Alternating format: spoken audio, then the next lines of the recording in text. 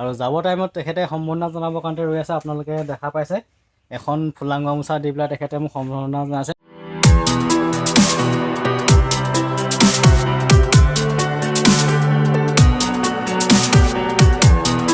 ফাৰ্মত ইউজ কৰে এখনত, এতিয়া দাদাই নৰ্মেল ফাৰ্মত ইউজ কৰি দিছে।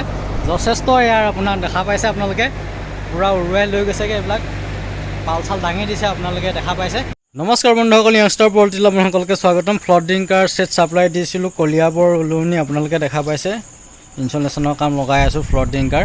ৰাতি এতিয়া 12টা বাজিছে, এতিয়া কাম সমাপ্ত কৰিব লৈছোঁ। অহা কাইলৈ বাকীবিলাক কাম সম্পূৰ্ণ কৰিম। এতিয়া আপোনালোকে দেখা পাইছে 4টা লাইন ইনষ্টল কৰিছোঁ। ফাৰ্মখনৰ দীঘলটো আছে 80 ফুট। দেখা পাইছে পোৱালি ছগুনা কোম্পানী পোৱালি আপোনালোকে দেখা পাইছে। আজি 3 দিন হৈছে, আপোনালোকক দেখাই দিছোঁ। ফিডিং কৰি আছে আৰু চিক ড্ৰিংকাৰ লগাই থৈছে, পানী খাই আছে পোৱালি। আৰু সম্পূৰ্ণভাৱে ফাৰ্মখন অ'পেন ৰখা হৈছে, আপোনালোকে দেখা পাইছে।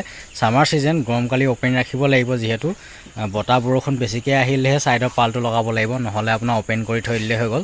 আপোনালোকে দেখা পাইছে পোৱালি সুন্দৰভাৱে আছে, এটা হৈ আছে, থোপ লোৱা নাই। আপোনালোকে দেখা পাইছে দানা খাই আছে। 3টা বুডিং কৰি ৰাখিছে, আপোনালোকে দেখা পাইছে। গৰম ছিজনত স্কোৱাৰ বুডিং কৰি পেলাই ৰাখিলে হৈ গ'ল, আপোনালোকে দেখা পাইছে।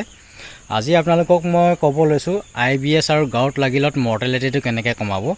IBH গাউটৰ ঠাই মৰ্টেলিটিটো পিছনিশা বেছিকৈ হয়। IBH আৰু গাউটত মৰ্টেলিটি কমাব হ'লে আপোনালোকে পোৱালিটোক ডিষ্টাৰ্ব কৰি থাকিব লাগিব, উঠাই থাকিব লাগিব, পানীটো বেছিকৈ খোৱা কৰিব লাগিব।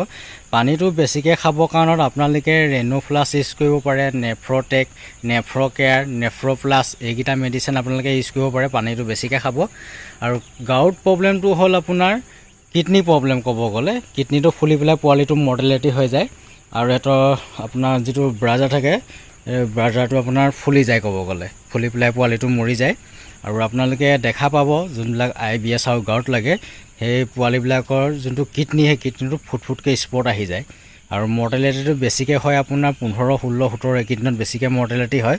ক'ব গ'লে গাউট আৰু IBHৰ মৰ্টেলিটিটো আপোনাৰ 9-10 ডেজৰ পৰা ষ্টাৰ্টিং হৈ যায়, আৰু 20 ডেজলৈকে মৰ্টেলিটিটো পূৰা হৈ থাকে। 20 ডেজৰ পিছৰ পৰা মৰ্টেলিটিটো কমি যায় গাউট আৰু IBHত। গাউট আৰু IBHত মৰ্টেলিটি কমাব হ'লে আপোনালোকে পোৱালিবিলাক ডিষ্টাৰ্ব কৰি উঠাই থাকিব লাগিব। উঠাই থাকিলে মৰ্টেলিটিটো কমাব পাৰিব।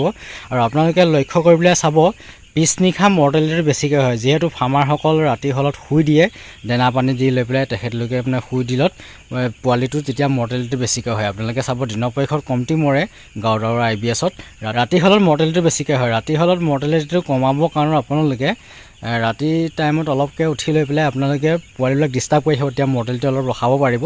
আৰু পানীটো বেছিকৈ খাবৰ কাৰণে চেষ্টা কৰিব। পোৱালিবিলাকক ডিষ্টাৰ্ব কৰি থাকিলে যদি পানীটো খাব, তেতিয়া আপোনাৰ মৰ্টেলিটিটো কমাব পাৰিব। IBH গাউটত আপোনাৰ অন্য প্ৰকাৰে আপোনাৰ মৰ্টেলিটি কমাব নোৱাৰি, কিন্তু ডিষ্টাৰ্ব কৰি থাকিলে বেছিকৈ মৰ্টেলিটিটো আপোনাৰ কমাব পাৰিব পাৰ্চেণ্টেজটো। আৰু আপোনালোকে ঘৰুৱাভাৱে পানীটো বেছিকৈ খাবৰ কাৰণে আপোনালোকে গুড় পানীটো দিব পাৰে ৰাতিপুৱা টাইমত। পানীটো তেতিয়া বেছিকৈ খাব। লোকেল পাণটো আপোনালোকে খুন্দি পেলাই 1000 বাৰডক 3 গুচি বা 2 গুচি পাণ খুন্দিব, খুন্দি পেলাই চেকি পেলাই ৰসটো উলিয়াই ল'ব। আৰু যিটো আপোনাৰ আমাৰ মিঠৈ কয় গুড়, সেইটোৰ লগত আপোনালোকে দিব পাৰে মৰ্ণিং টাইমত।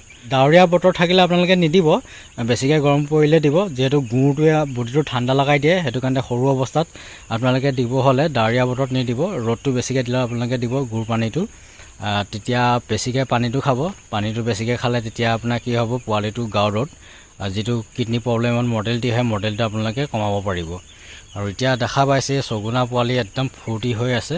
আজি 3 দিনৰ পোৱালি সম্পূৰ্ণভাৱে গোটেই ফাৰ্মখন অ'পেন ৰাখিছে, দেখা পাইছে। ছামাৰ ছিজন আপোনালোকে ব্লক কৰি নাৰাখিব। ডাৱৰীয়া বতৰ কৰিলে বা বেছিকৈ বতাহ মাৰিলে তেতিয়াহে আপোনালোকে ছাইডৰ পালটো লগাব, নহ'লে আপোনালোকে অ'পেন ৰাখিব পাৰিব। আপোনালোকে দেখা পাইছে এতিয়া গৰমটো আছে কাৰণতে এতিয়া ফাৰ্মখন অ'পেন ৰাখিছে। এতিয়া ৰাতি মই 12টা বাজি গ'ল, এতিয়া মই ভিডিঅ' শ্বুট কৰি আছোঁ, আপোনালোকে দেখা পাইছে। আৰু লাইটিঙৰ ব্যৱস্থাটো প্ৰপাৰ কৰিব, ধুনীয়াকৈ পোহৰ হ'লে ফাৰ্মখনত, তেতিয়া সম পৰিমাণে দানা খাব পোৱালিবিলাক। আৰু পোৱালিবিলাক সৰু ডাঙৰ নহয়, একেৰাগে হিচাপত ডাঙৰ হ'ব। আপোনালোকে দেখা পাইছে পোহৰটো একদম মানে ধুনীয়াকৈ মেইনটেনেঞ্চ কৰি ৰখা হৈছে। LED আপোনালোকে দেখা পাইছে, 2টা লাইন LED লগাই দিয়া হৈছে। পোহৰটো প্ৰপাৰ হৈ আছে কাৰণে দানা পানী ভালদৰে খাই আছে।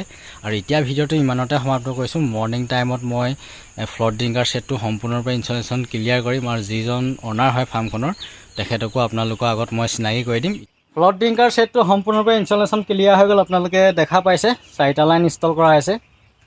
2টা লাইনত যোনবিলাক ফ্লড কাৰ্ডবিলাক লগোৱা নাই আপোনালোকে দেখা পাইছে। আৰু 2টা লাইন ইফালে লগাই থৈছোঁ, যোনফালে পোৱালি ৰাখিছে বুডিং কৰি আপোনালোকে দেখা পাইছে।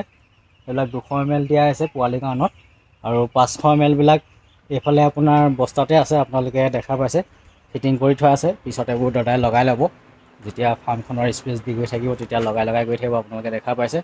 আৰু ফগিং চিষ্টেম লগাই থৈছে ফাৰ্মখন, আপোনালোকক দেখাই দিছোঁ। আপোনালোকে দেখা পাইছে এয়া ফগিং চিষ্টেম লগাই থৈছে। আপোনাৰ ফগিংটো 5 ফুটৰ মূৰে আছে ন? 5 ফুট ডিষ্টেঞ্চ নাই নেকি, 4.5 ফুট ডিষ্টেঞ্চ। আপোনালোকে দেখা পাইছে দুটা লাইন লগাই থৈছে, 4.5 ফুটৰ মূৰে ফগিং চিষ্টেম লগাই থৈছে। আপোনালোকে দেখা পাইছে বেছিকৈ গৰম পৰিলত মানে ফগাৰ চলাই দিয়ে। আৰু ফাৰ্মখনৰ অনাৰ দাদা এখেতে আপোনালোকৰ আগত মই চিনাকি কৰি দিছোঁ। নমস্কাৰ। নামটো হ'ল আপোনাৰ শৈলেন্দ্ৰ গোস্বামী। সুলেন্দৰ গোস্বামী, দাদাৰ নামটো আপোনালোকে গম পাইছে। আপুনি কিমান চনৰ পৰা পল্ট্ৰিত আহিছে? যোৱা বছৰৰ পৰা আহিছে ন? আগতে আপুনি ফিছ ফাৰ্মিং কৰিছিলে, আপোনালোকে গম পাইছে। মই ফিছ ফাৰ্মিঙৰ যিটো ভিডিঅ', তেখেতৰ যোনখন ফিছ ফাৰ্মিং ডিছক্ৰিপশ্যনৰ লিংকত দি দিছোঁ, সেইটো ভিডিঅ' আপোনালোকে চাব পাৰিব। আৰু এগজষ্ট ফেন লগাই থৈছে দাদাই, আপোনালোকে দেখা পাইছে এখন ডাঙৰ এগজষ্ট ফেন লগাই থৈছে। এখন এগজষ্ট ফেনখন আপোনাৰ কিমানমান পৰিছিলে? এখন 12,000 টকা পৰিছিলে। আপোনালোকে দেখা পাইছে 60x60 মানে 60 ইঞ্চি আছে 4 স্কোৱাৰটো। আপোনালোকে দেখা পাইছে এগজষ্ট ফেন লগাই থৈছে, আপোনালোকে দেখা পাইছে। এগজষ্ট ফেন মানে গৰম বেছিকৈ পৰিলে চলাই দিয়ে। এখন ফেন আপোনাৰ ইচি ফাৰ্মত ইউজ কৰে, নৰ্মেল ফাৰ্মত লগাই দিয়ে বেছিকৈ আপোনাৰ গৰম পৰিলে বাৰ্ডটো ডাঙৰ হ'লত। আপোনালোকে গম পাইছে। ওপৰত এইবিলাক চিলিঙি ফেন লগাই থৈছে বৰ্তমান, আপোনালোকে দেখা পাইছে। আৰু পোৱালি অৱস্থাত প্ৰয়োজন নাই চিলিঙি ফেনৰ, পোৱালি অৱস্থাত আপোনাৰ দিব নোৱাৰিব। যেতিয়া পোৱালিটো 15-16 দিন হৈ যাব তাৰ পিছৰ পৰাহে অলপকৈ ফেনটো দিব পাৰিব, এতিয়া ফেনৰ প্ৰয়োজন নাই।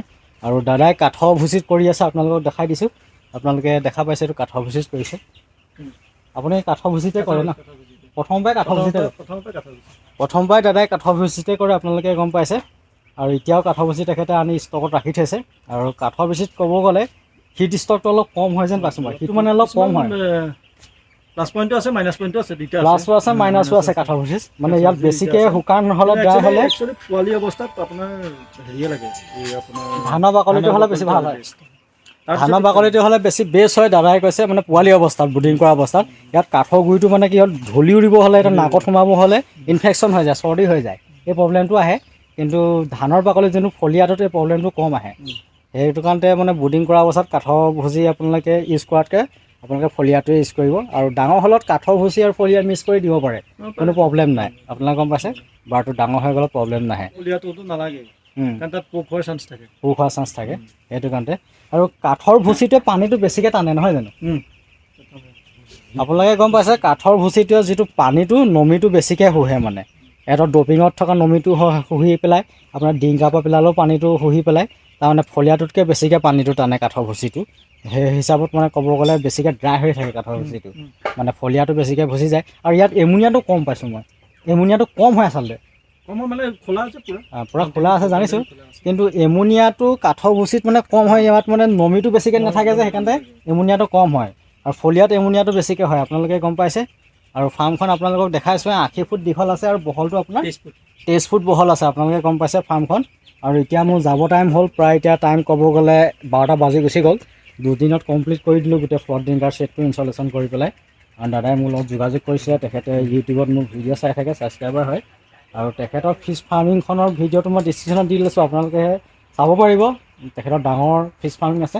টোটেল আপোনাৰ কিমান হাজাৰ কেপাচিটি মাছ আপোনাৰ তাত ৰাখিব পাৰে? 40,000 কেজি আপোনাৰ প্ৰডাকশ্যন কৰিব পাৰে দাদাই। টেংকি 8টা টেংকি আছে, আপোনালোকে ডিছক্ৰিপশ্যনত গৈ পেলাই সেই ভিডিঅ'টো চাওক।